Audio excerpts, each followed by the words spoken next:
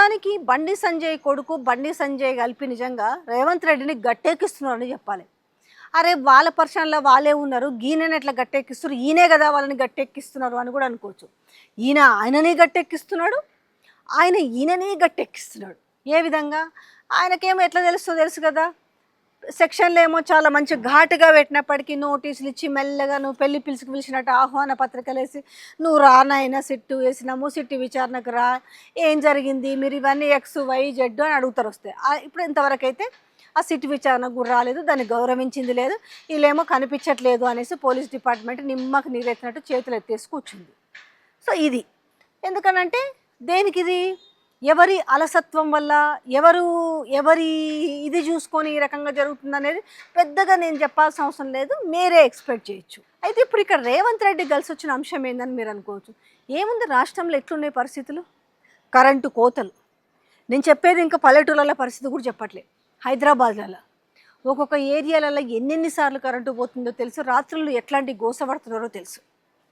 నీళ్ళ కష్టాలు, కరెంటు, నీళ్ళు. ఇక రైతుల కోసం చూస్తున్నాం కదా, పంటలు దలగబెట్టుకుంటున్నారు, కాంట పెట్టే దిక్కు లేదు. అకాల వర్షానికి కొట్టుకుపోతున్న పంటను ఎట్లా కాపాడుకుంటున్నారో మనం వీడియోల రూపంలో చూసినాం. కొంటలేరని బస్తాలను దలగబెట్టుకుంటున్న వీడియోలని చూస్తున్నాం. ఇవన్నీ చర్చ ఎక్కడొస్తుంది? సోషల్ మీడియా పుణ్యమా అంటూ ఇవాళ విషయం ఏంటంటే, ఈ సోషల్ మీడియా పుణ్యమా అంటేనే ఈరోజు బండి సంజయ్ కొడుకు విషయం కూడా బయటకు వస్తుంది. ఇంత టైట్ అయింది విషయం. మెయిన్ స్ట్రీమ్ మీడియాను మొత్తం మేనేజ్ చేసి పడేసారు. ఆఖరికి సిగ్గులేని కొన్ని పత్రికలు అయితే ఆ అమ్మాయి మైనర్ కాదు మేజర్ అని రాస్తున్న వైనం కూడా కనిపిస్తుంది. ఇప్పుడు పెద్దగేసి ఫోక్సో కేసులో ఇది జరిగిందని వేస్తలేరు. అమ్మాయి మైనర్ కాదు మేజర్ అని రాస్తున్నారు. కానీ అరే వరి కుప్పలు దలగబెట్టుకుంటున్నారు, వడ్ల బస్తాలు దలగబెట్టుకుంటున్నారు, పంటలు కొట్టుకుపోతున్నాయి అకాల వర్షానికి, రైతు గోసపడుతున్నాడు, కుప్పల మీదనే పానం ఇష్టపెడుతున్నాడు అనే విషయాన్ని మాత్రం ఎక్కడా రాయరు.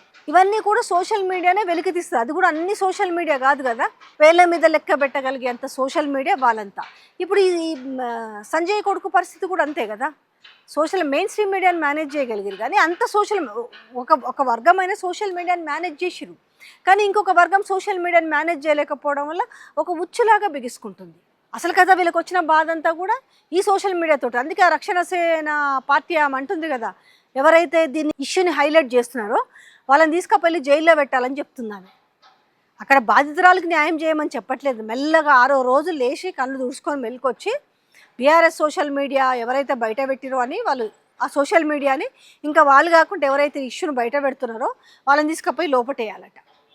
మరి బీసీ నినాదం అని చెప్పేసి ఆడ జరుగుతుందా? బీసీ బిడ్డకే కదా అన్యాయము. మరి ఆ బీసీ బిడ్డకి న్యాయం చేయాల్సిన బాధ్యత అయితే లేదా ఆమె మీద?